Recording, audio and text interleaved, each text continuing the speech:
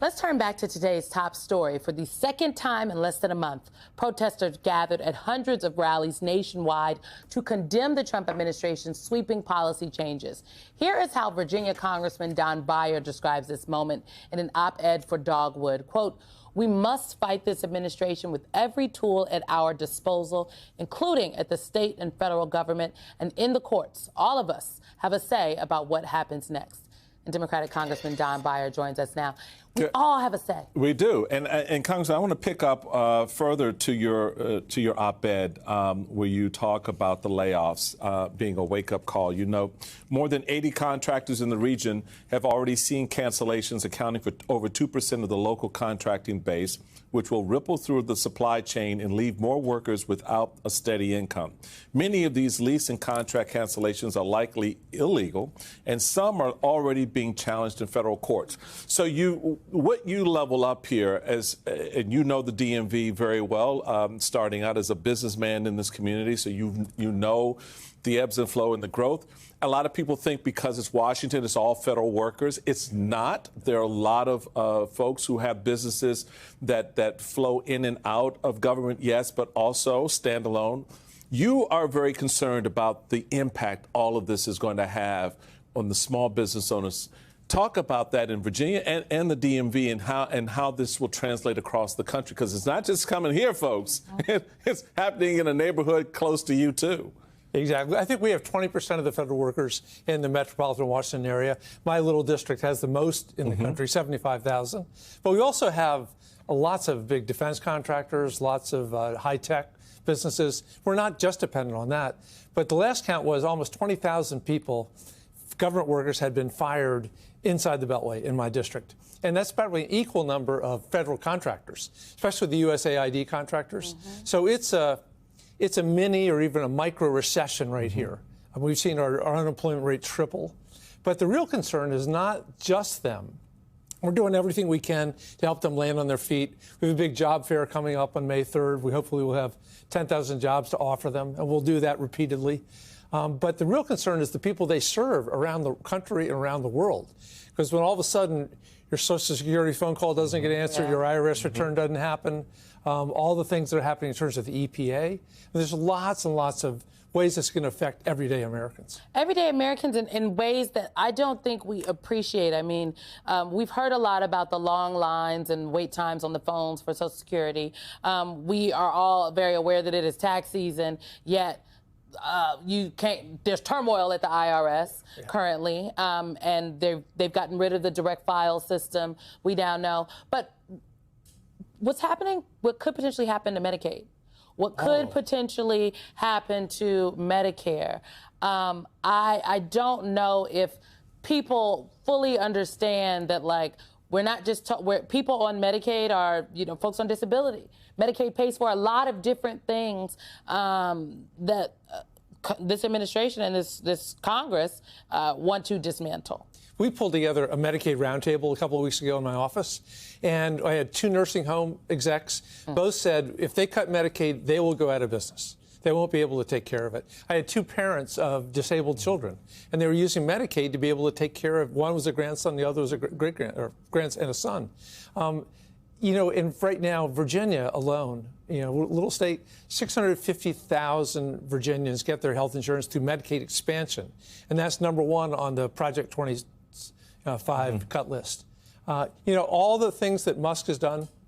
So last weekend he said he's not going to save $2 trillion, he's going to save $150 billion. And the people who know the budget say that's really $30 billion, which is a tiny fraction of the $7 trillion that we're going to spend. So when they go after Medicaid, it's going to affect every person in the country. This whole barrage that we've seen against the systems that I think a lot of Americans now realize they may have taken a little bit more for granted than they probably because the government is actually a part of our lives, big and small. In ways that you just don't think about, and particularly, as you mentioned, when you now go to access services, make a phone call, get some resolution on your tax bill or whatever, those people are no longer there. When you're looking at 75,000 employees, federal employees in your district, now knowing that, some 20,000 of them have been fired or are about to be fired. All of that has an economic impact, but there's also the response. What are you seeing out there regarding response? We had Congressman Suhas Subramanian on yesterday talking about his district, Virginia Democratic member of Congress, and his town halls. What are you seeing and hearing from your constituents that this government should know is real, and that is probably a reflection of what other members are seeing in their own districts? I think the biggest thing that I've noticed is it's not just federal workers, whom we care about very much, but I was at a Chamber of Commerce lunch last week, and the florist came up to tell me that the new tariffs were making the flour she imports, much more expensive. She couldn't afford it. A guy who owns a local brewery came up and said he's afraid he's going to go out of business because the aluminum tariffs are making with the kegs that they've kegs, yeah. And I talked to a number of car dealer friends who are terrified about the price of their cars going up $10,000 to $25,000 in a couple of weeks. How does that translate that a little bit more? Because we were talking about that before we sat down at the table. Former car owner, dealer, I remember back in the day, Don Buyer Autos, growing up in the DMV. It's a real thing. Not this commercial for you. Well, no, but I'm just saying this. I mean, this. Thank you. But when He's like, that's a former life. But you used to be a car dealer. But that's my point. You know the industry. You know the impact. You know that supply chain. You know how we build cars in this country. And what is it that that this administration is basically lying to the American people to think we're going to, from soup to nuts, build a car here in this country? That's just not practical in this day and age. Not only that, but all the domestic cars, the Fords and the Chevys and stuff, they're all built with parts that come from all over the world, especially Canada and Mexico, whom we're hitting really hard, our closest friends, our closest allies. The irony is that USMCA, the U.S.-Mexico, that was Donald Trump's big trade agreement in the first term. And now he says it's the worst trade deal ever.